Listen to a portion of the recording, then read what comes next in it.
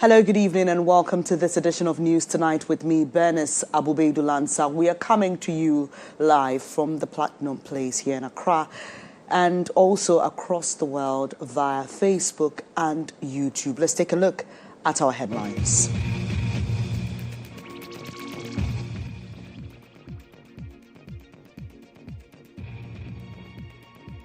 Coming up tonight, Ashanti Region MPP Chairman Bernard Ntwi-Boesiako faces 3 mining-related charges at the High Court in Accra after being granted 1 million CD bail earlier today.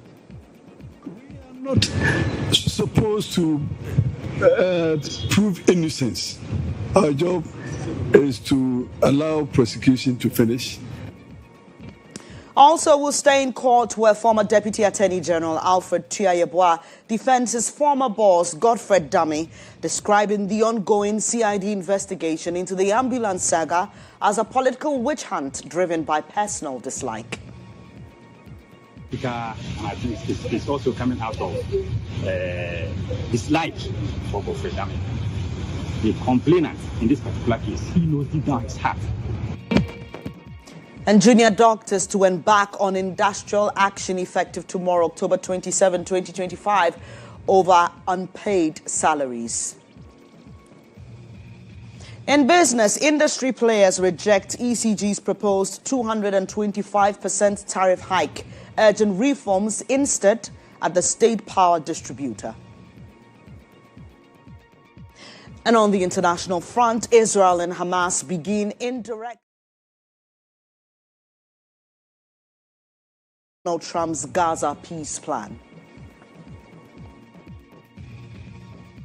I've got details of these stories and more. Please stay.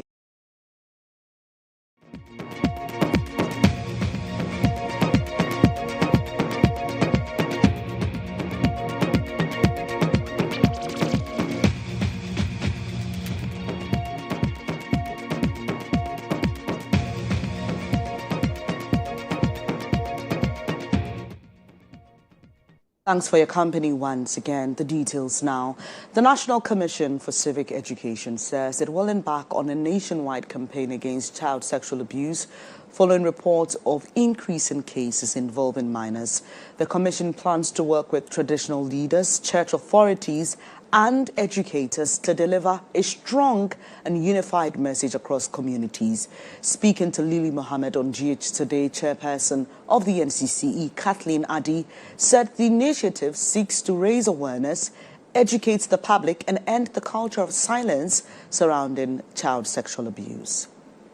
Teachers are very important. They are a major stakeholder in this as well. Sometimes they may not know that this thing carries prison term.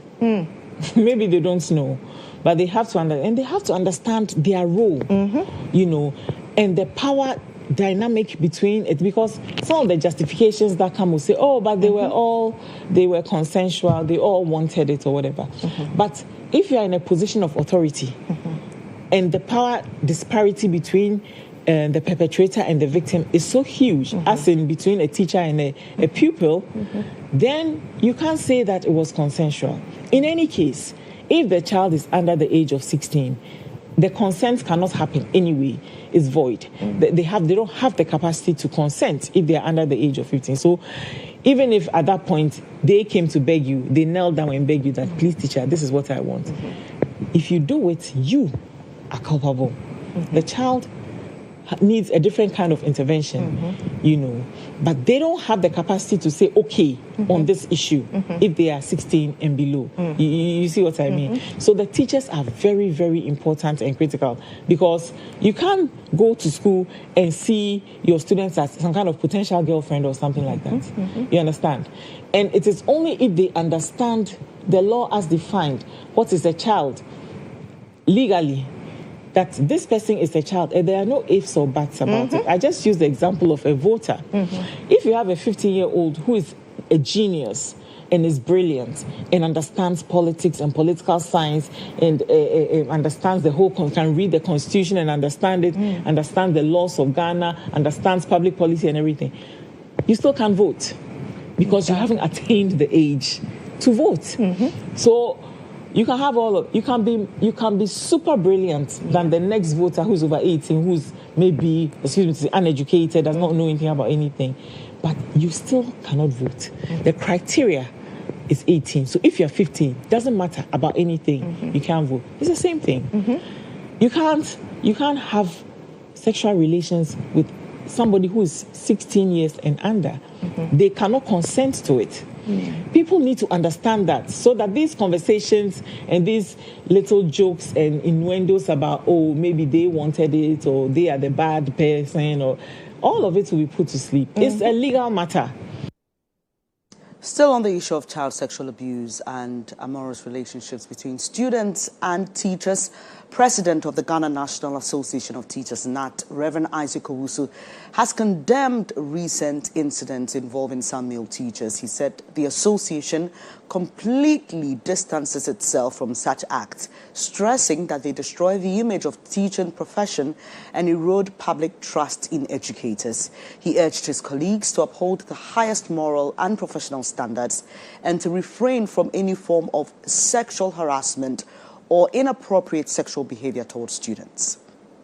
I want to advise all teachers in Ghana, especially we the male teachers. Please, your union leaders, this week and last week has been a bad market day for us. The male teachers, we are pleading with you.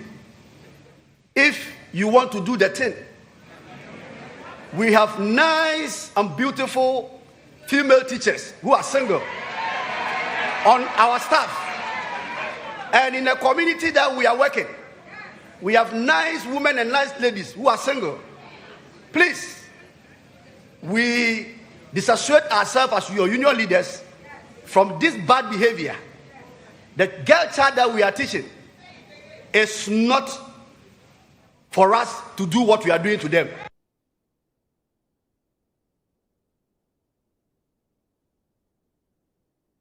Still on education, Vice President Professor Nana Jane Opoku-Agyeman has called on teachers across the country to uphold the highest standards of professionalism to protect the integrity and image of the profession.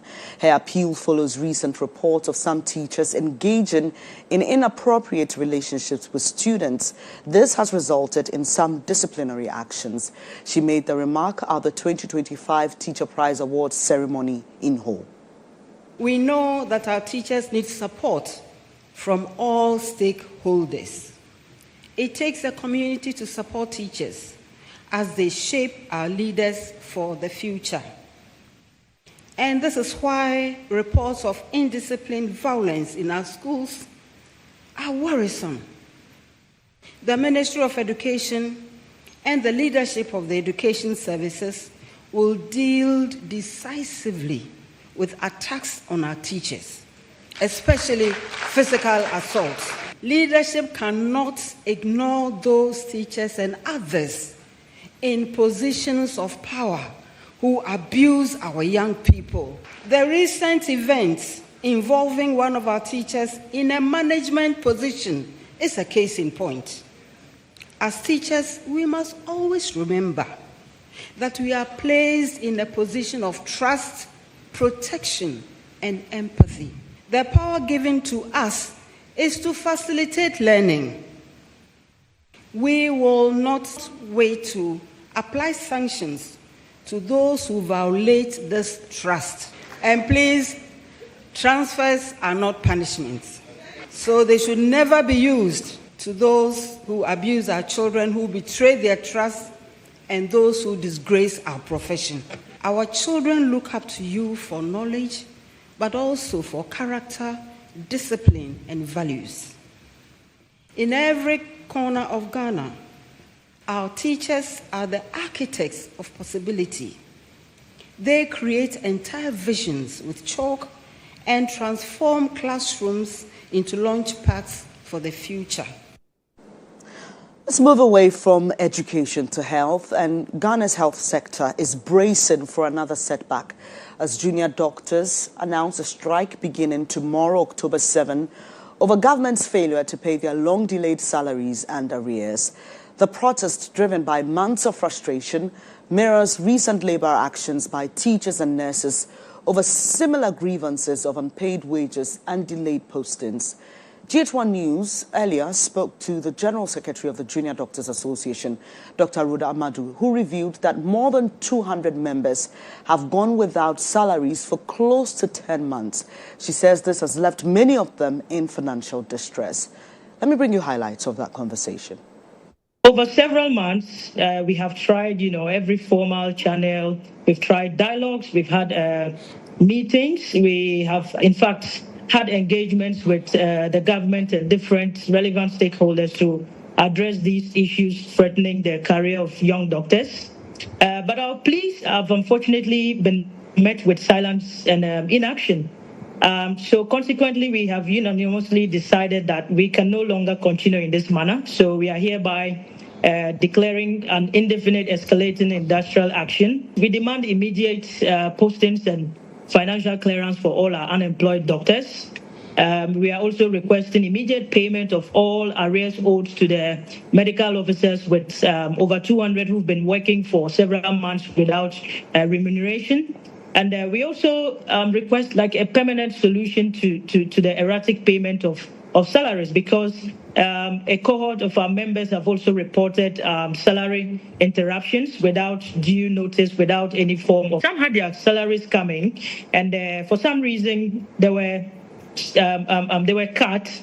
There were some interruptions in the salaries without any explanation. So they go. Some have had like for 3 months. Then the subsequent months, it's not coming. So I mean, all these things piling up are the reason why we had to embark on this action. We'll be monitoring that particular industrial action and bring you updates on that tomorrow. And in subsequent bulletins, you're watching News Tonight. It's now time for Insight.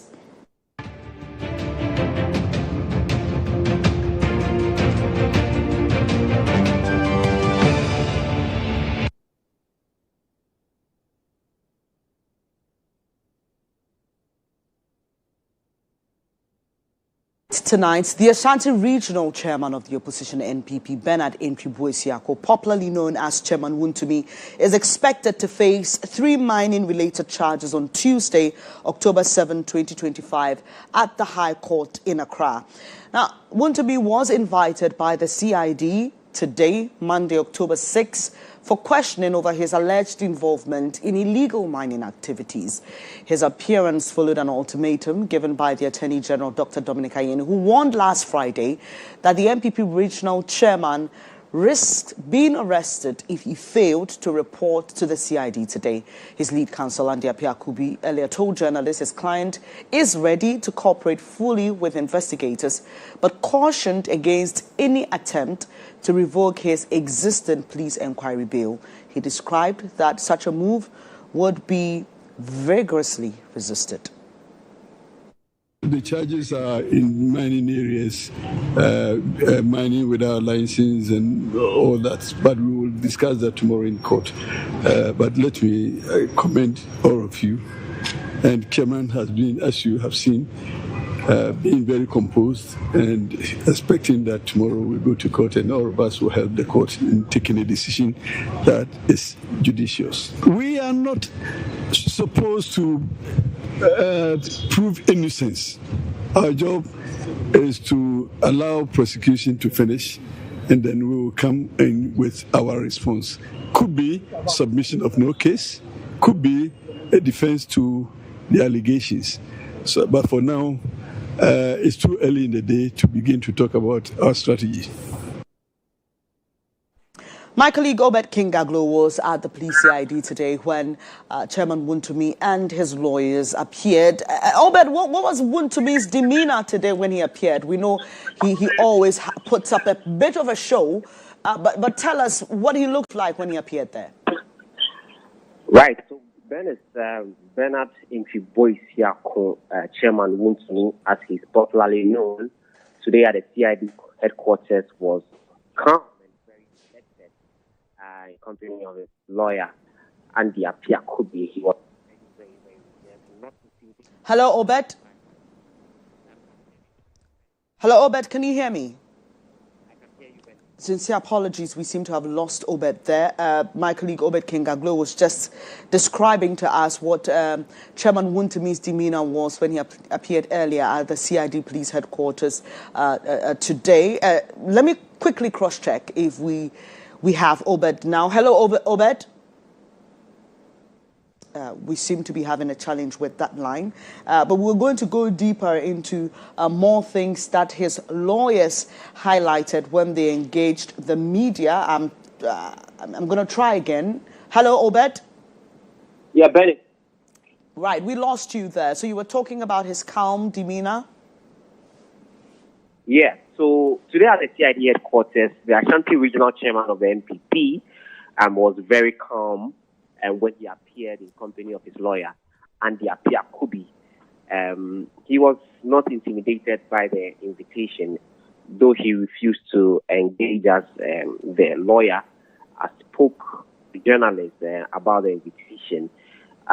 He described the utterances made by Attorney General Dr. Dominic Ayeni that if he fails to appear today, he'll be arrested. He says that pronouncement increases the political temperature in the country, and that they are law-abiding citizens and will not do anything to obstruct the delivery of justice. And so that's what transpired at the CID headquarters. We know that they've been granted bail, the sum of 1 million Ghana cedis with 2 sureties, which they met. And we are expecting that tomorrow, Tuesday, October 7th, they will make an appearance at the Accra High Court to respond to the mining-related charges that have been leveled against him. Is it the case that the charges have not been made public yet?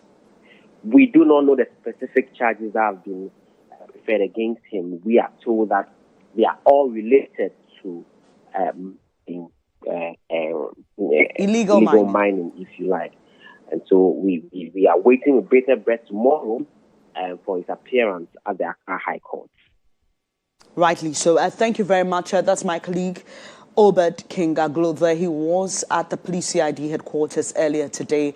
We still don't know what those 3 charges are, but we understand that they all border on illegal mining. Stay with us tomorrow. We will be in the High Court in Accra and bring you details of those charges, as well as try to get a response from lawyers of Chairman Wuntumi, specifically to the charges. We were able to speak to a lawyer tonight. Unfortunately, that decision has been rescinded on their part. So we will be moving on to another topical story, which is part of Insight. Still on court-related matters, former Attorney General and Minister for Justice, Godfrey Abu-Baidoo, on Monday, October 6, reported to the CID of the police following a petition filed against him by Richard Jakpa. Richard Jakpa is Director of Special Operations at the National Security Secretariat. Now, Mr. Jakpa is calling for an investigation into allegations that Mr. Dame fabricated evidence during his tenure as Attorney General in the ambulance procurement case involving now Finance Minister Dr. Kasiel Atoforsen and himself. Now, former Deputy Attorney General Alfred Tuah-Yeboah, however, described the CID probe as politically motivated, saying it's driven by personal dislike and it's intended to tarnish the image of the former Attorney General. You know, the former AG was invited to appear to the CID this morning. We got here around 10:05. We have to wait for about 1.5 hours. The interrogation just started. He's well composed. He's ready to face the interrogators. And at the end of the day, people are going to get to know that all these charges against are come at once. I mean, the former AG in his office as the AG discharged his duties with all diligence. I was his deputy, and I can state without any equivocation that he has done nothing untoward to merit this kind of charge that has been brought against him. But at the end of the day, truth will stand. Truth will stand. Godfrey will be vindicated. Purely political, and I think it's also coming out of dislike for Godfrey Dame. The complainant in this particular case, he knows deep down his heart that this matter would have arisen if he had not gone to see one of relatives, the Supreme Court judge, to speak to Godfrey Dame. And so he knows that Dame is innocent, but he still wants to persecute. We are ready for him. The government is ready for him. People of Ghana will get to know the true facts behind. Let's hear from another member of former Attorney General Godfred Dame's legal team, Gary Nimako. Now, he's cautioning government against actions that could undermine the dignity of the Attorney General's office. He expressed concern over the recent invitation extended to Mr. Dame by the CID following Mr. Jakpa's petition. He describes it as troubling. He further stated the law must be allowed to take its course and that politically motivated actions risk eroding public confidence in the independence and integrity of the Attorney General's office. Coming with an open mind, a very open mind.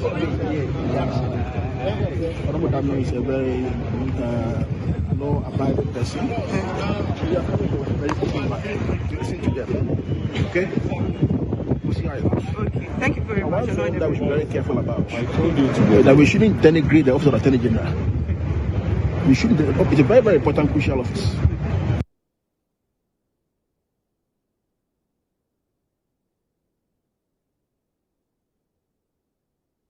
Kobi Amoah is a part of former Attorney General Godfred Dame's legal team, and he joins me on the phone with more. I'm grateful for your time, Kobi. Let me just start off on Mr. Gary Nimako's concern about the Office of the Attorney General having some, issue when it comes to reputation with regards to this particular case. Is it the suggestion that a former Attorney General or any other Attorney General, or even a current Attorney General, cannot subject themselves to legal processes? How does this amount to the Attorney General's office risking a stain of its reputation? Right. Thank you very much to you and your listeners and your viewers. The line was a bit faint, but if I get you right, we are trying to understand whether our position is that an Attorney General cannot be invited for such an investigation. If it's so, then I think that maybe that's not clear and that is not our position. I mean, under the laws of Ghana... Sorry, Mr. Amoah, that is not what I said. I based that question on concerns raised by Gary Nimako that this particular case is a potential risk to damaging the Attorney General's office. And I am only trying to understand the correlation between this particular case and a stain in the reputation of the office. I just want to understand what you mean by that.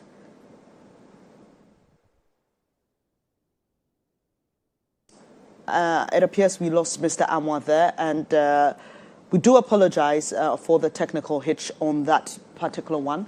Hopefully we'll be able to raise him to get a bit more clarity on the concerns of the legal team of Mr. Godfred Dame. If you just joined me on news tonight, Mr. Dame was invited to the CID headquarters today on a petition filed by Richard Jakpa. Now, if you've been following court proceedings in this country, last year, Mr. Jakpa's name became quite a household name because of his alleged role in the ambulance saga involving now current Finance Minister Dr. Kaseel Atofos, and I'm told we have Mr. Amoah back on the line. Grateful for reconnecting. And so just explain to us what you mean by this case affecting the reputation of the Attorney General's office. I'm still having network challenges, but all I heard was reputation of the Attorney General's office. I don't know what the challenge is, but I don't know if you could repeat it. Okay, so we just heard a member of your team, Gary Nimako, who believes that what is happening now is politically motivated. He thinks that it does not help in sustaining the reputation of the Attorney General's office. I just want you to give us a bit more understanding of that particular stance. Is it his personal stance or is it the stance of Mr. Godfred Dame's legal team? Oh, okay. Thank you to you and your your viewers and your listeners. I mean, for a start, this is a case against a sitting attorney general, a former attorney general, someone who served his nation dutifully. And this is a case in relation to a case that he was prosecuting on behalf of the nation. And as if you may remember, almost all the issues in the petition have actually been dealt with and were dealt with in the case of Atuforton and the Republic. And there has been a judicial pronouncement on all the matters that are being brought back again. However, I think that's what he meant about dragging the name of the office of the Attorney General is in relation to the fact that this is in relation to work that has been done as an Attorney General. And once you so drag these issues back into public spaces, back into the public opinion, in as much as has been dealt with, it seems to lower the image of the office of the Attorney General in the eyes of the public. How so? How so? And that was my initial question. How does this in any way, if a citizen has a concern and has petitioned the police, a former Attorney General did his work and he believes that he did it professionally to the best of his capacity, what is the trouble in subjecting himself to the process? Wouldn't it rather help build the reputation of the office if he subjects himself to the process, if he believes he didn't do anything wrong, and indeed it comes out that he really didn't do anything wrong? So, first of all, I think that this is not the crux of our argument or our defense in relation to this issue. This is just a side statement which seems to suggest that the whole noise about the issue, especially an issue which has already been dealt with, just re-echoes like certain perceptions in people's minds. However, the crux of our defense, which is the most important thing, is the fact that, first of all, these issues, this is not the first time these issues are coming up. And in law, when issues have already when there's already a judicial pronouncement on the issue, you don't have to come back to the police with another complaint on something which is basically the same issue. Once there's a judicial pronouncement, if they're not happy with it, they have gone through the proper processes. Right. To appeal the decision. Processes. So, pardon? Are you talking about an appeal here? Another time, I think that they could have prosecuted an appeal. As of now, I think even the statute of limitation, the time limited for appeal has passed unless an extension. I'm only asking. All I'm saying is that the processes then and what is even employed now is not the right processes because there's been judicial pronouncement on the issue. However, and as we have been very clear, the former Attorney General presented himself to the police as they requested, complied with everything that the police said, and he was granted self-reconnaissance bail. So at no point in time did the Attorney General even contemplate that he was not going to honor the invitation of the police or comply with the necessary processes. As I said, whatever comment was made, yes, the comment was made, but it was in relation to the whole noise about the issue and dragging the office of the Attorney General again and discuss the whole noise discussing this issue, especially when the issue has already been dealt with by the courts. I'm grateful for your time this evening, Sir. Kobi Amoah is with the legal team of Godfred Yeboah-Dame, former Attorney General who appeared at the CID headquarters today to answer questions over a petition by Richard Japa. You're watching News Tonight with me, Bernice, Abu-Baidoo, Lansah. That'll be all for Insight.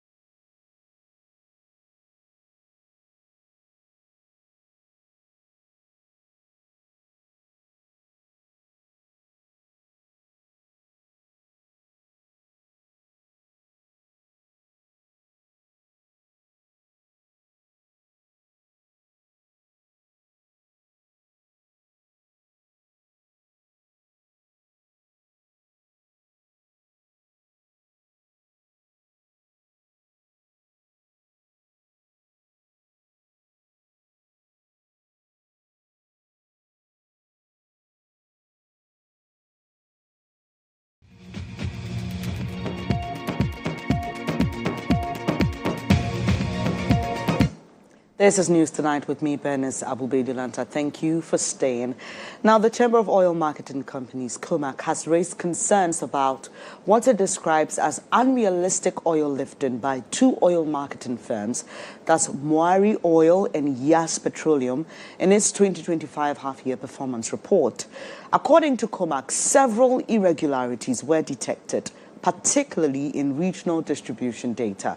The Upper East and Upper West regions reportedly topped regional demand charts, a trend the Chamber finds inconsistent with historical data and market dynamics.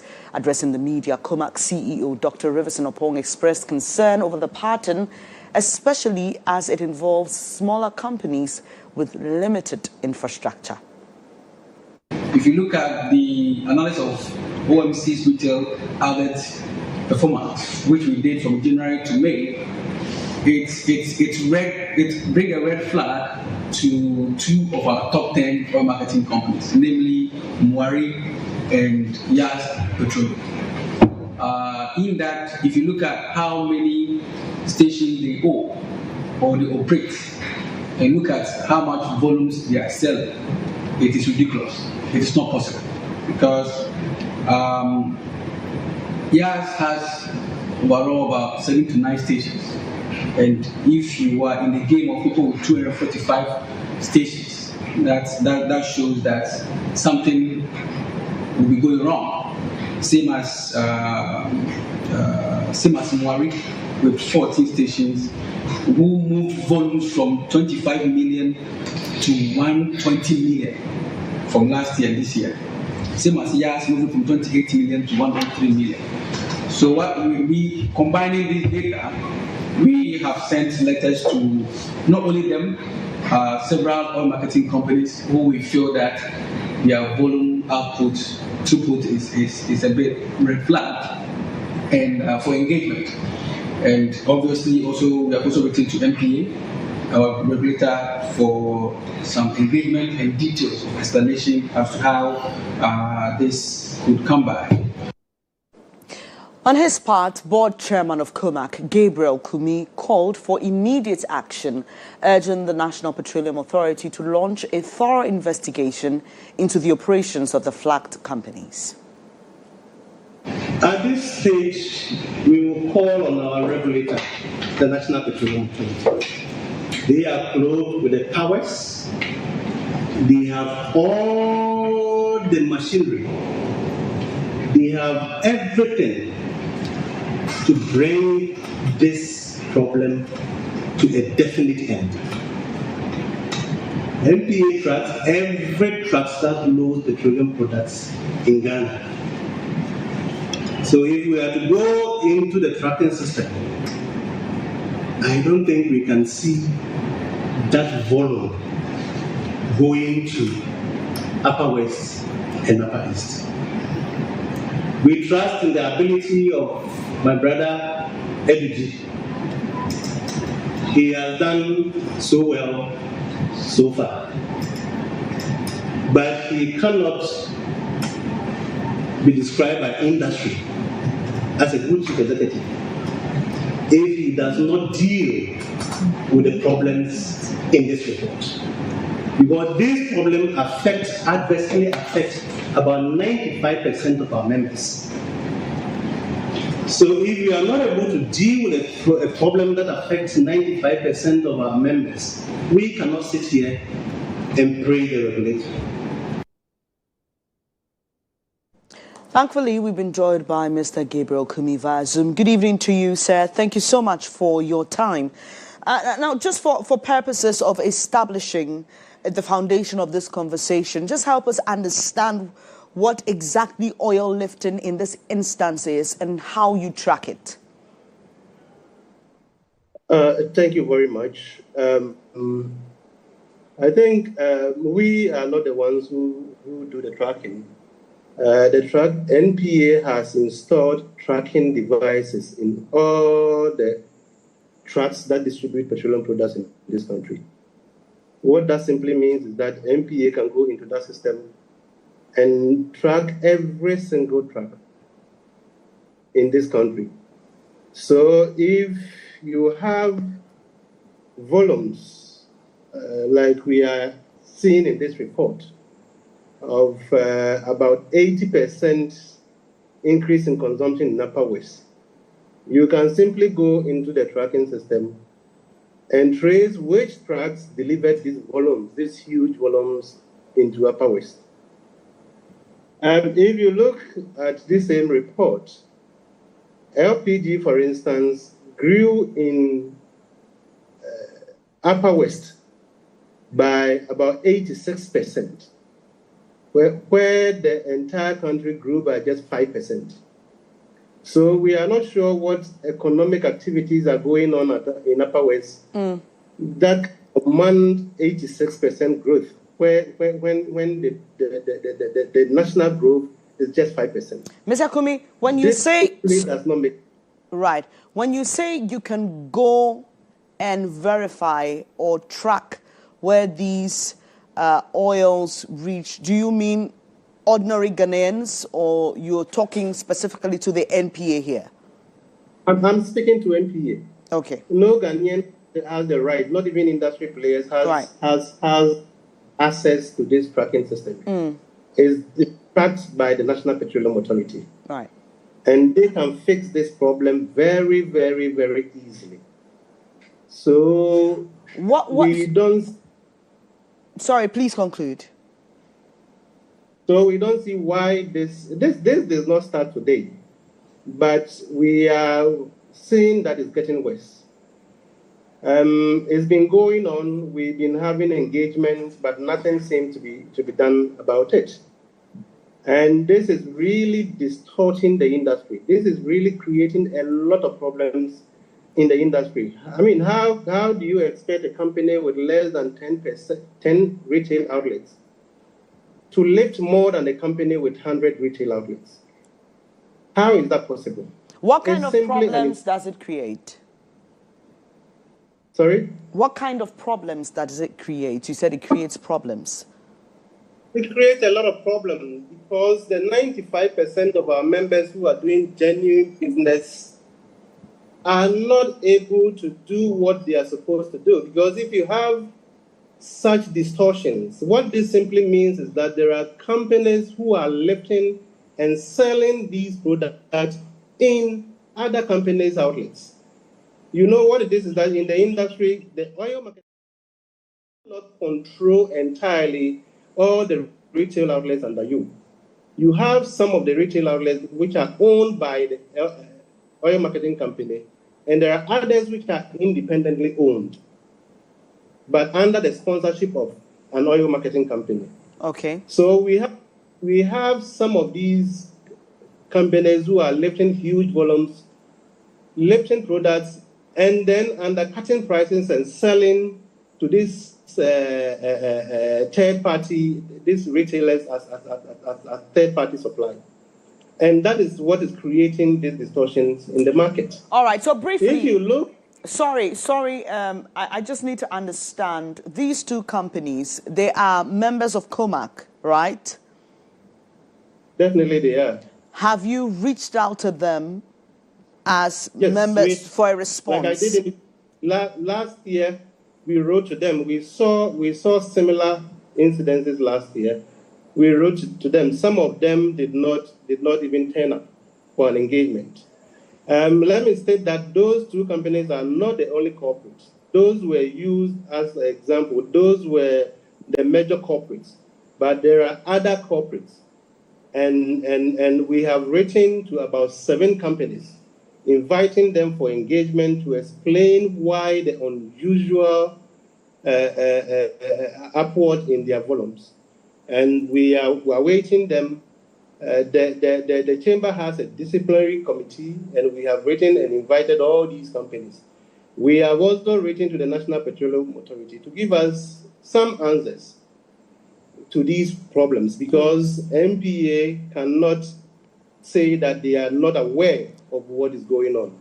You cannot tell me there is 80% growth in consumption in Upper West and 86% in Upper East, and as a regulator, you do not know anything about it. Do you suspect smuggling? Do you suspect smuggling? all the information, all the data we used to produce this report came from MPA's own website. These information were picked from MPA website. And if you go to their website and compare the information we had picked to what they have there, there's no difference. Right. So I don't see how MPA could be that comfortable in the first place to post such figures without investigation to verify the authenticity of these figures. Quickly, as we wrap up the conversation, do you suspect smuggling as well? We don't suspect smuggling. We suspect that a lot of things are going on that needs to stop. We suspect that people are using their positions and their powers to manipulate the system to the advantage of few. And COMAC today has launched a very relentless effort to make sure that we sanitize the industry. At this stage, I will want to appeal to anybody and everybody involved in this to stay off immediately. Be it an industry player, be it a civil servant, be it a politician. If you want to compete in the industry, if the industry seems attractive to you, come form your company and let's compete like every other person is competing. Don't use your positions to manipulate the system to your advantage and to siphon serious funds from the public. Right. This UPPF, every liter of petroleum products that you buy as a consumer, you pay almost 1 cedi into a fund. And we have very few people who have decided to siphon funds through all kinds of means. Right. We at COMAC are not going to sit aloof and allow this to happen. And we are giving MPA the opportunity. They are a regulator. We are giving them the respect. They should deal with this issue. My brother Etuji has done a lot for the industry. We appreciate that. But we cannot call him a good chief executive if he does not deal with the issues in this report, which adversely affect about 95% of our members. All right, Mr. Kumi, I'm grateful for your time this evening. Gabriel Kumi is board chairman of COMAC, raising concerns there. You can go to COMAC's website and access that report if you're interested in further details. We've got business news up next.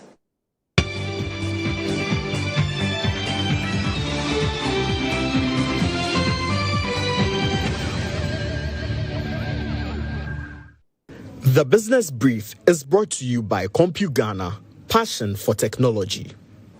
Now, the Food and Beverages Association of Ghana, Plastic Manufacturers Association, and the Ghana Union of Traders Association are urging President Mahama to initiate urgent reforms at the Electricity Company of Ghana within 30 days to address inefficiencies rather than approve their tariff increases. They argue that ECG's proposed 225% tariff hike submitted to the PURC would cripple industries and undermine government's 24-hour economy policy.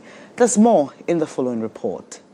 The associations insist that ECG has no justification for seeking a 225% tariff adjustment between 2025 and 2030, citing Auditor General's reports that reveal over 40% annual losses caused by inefficiencies and corruption. They are suggesting a reset to the company's operations and sealing of revenue leakages instead of burdening consumers with higher tariffs. Currently, we are not having just reliable power, we are having power insecurity. The Auditor General's report year after year and data from the Energy Commission of Ghana reveal that ECG in particular is bleeding money through inefficiency, corruption and waste. For instance, in 2024 alone, ECG lost nearly 1/3 of the electricity purchased.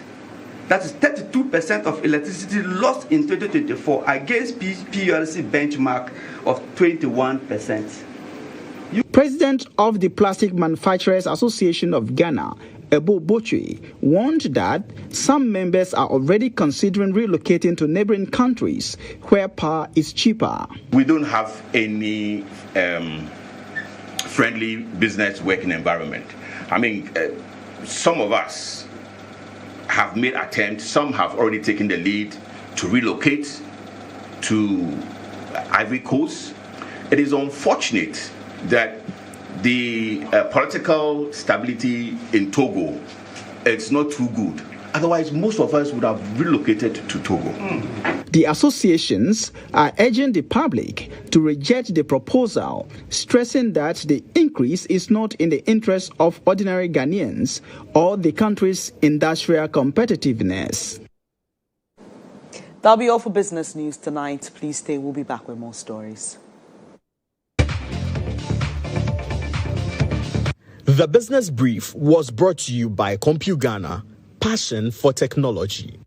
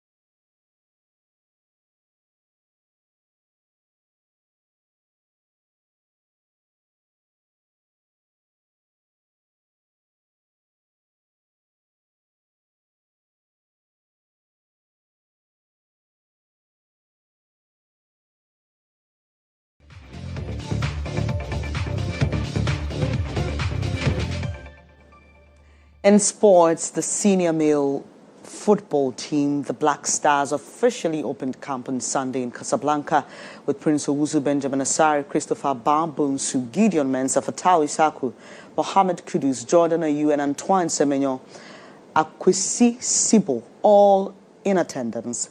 Thomas Asante replaced Iñaki Williams, who dropped out of the squad due to an injury he suffered in Athletic Club's game against Mallorca on Saturday. Coventry City forward Brandon Thomas Asante has been handed a late call-up to the team for the upcoming World Cup qualifiers. The Black Stars held their first training yesterday, and they are to face the Central African Republic on Wednesday before taking on Comoros at the Accra Sports Stadium on Sunday, October 12th.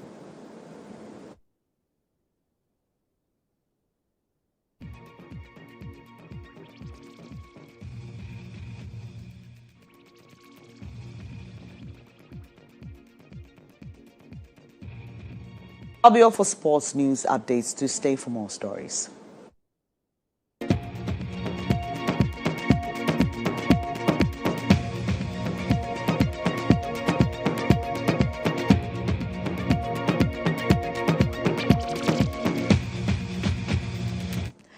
Now, as Ghana joins the rest of the world to focus on breast cancer awareness this October, due to the increase in numbers of cases globally and even in Ghana, a lot of activities have been outlined. And a member of Parliament for Kwale-Klote, Dr. Zaneto Agyemang-Rawlings, is urging women to regularly examine their breasts and seek early medical attention when abnormalities are detected.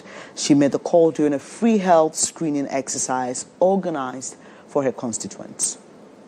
Recent figures from the Ghana Health Service indicate that breast cancer remains the leading cause of cancer death among women in Ghana, accounting for nearly 18% of all cancer-related deaths. Dr. Agyemang-Rawlings emphasized that early detection remains the most effective way to fight breast cancer, lamenting that too many lives are lost simply because people delay seeking help. Healthcare should not be touched by the politics.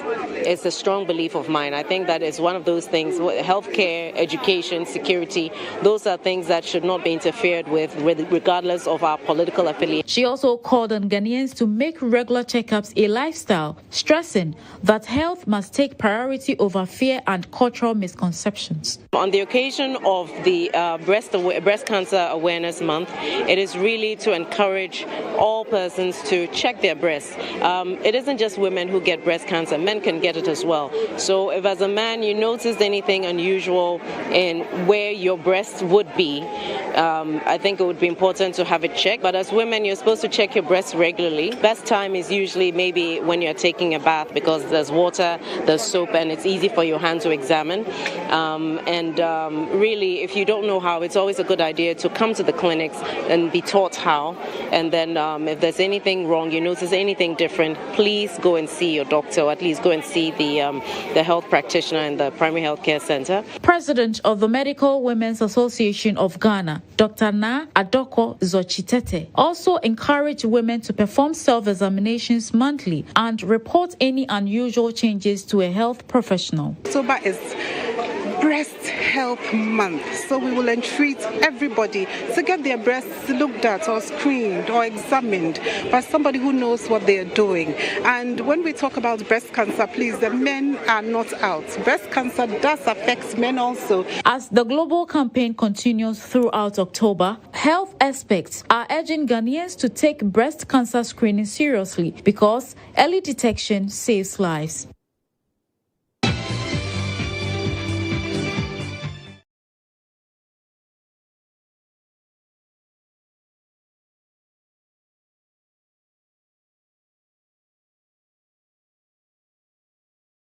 In Egypt, Gaza, negotiators are reviewing Donald Trump's Gaza peace plan, with Hamas reportedly accepting some but not all of the proposed conditions. The Red Cross says it is ready to help facilitate the return of hostages and deliver humanitarian aid to Gaza, where Israeli airstrikes have killed 21 Palestinians in the last 24 hours. Elsewhere, Greta Thunberg has arrived in Greece after Israel deported her and more than 170 others following the interception of a flotilla attempting to deliver aid to Gaza last week.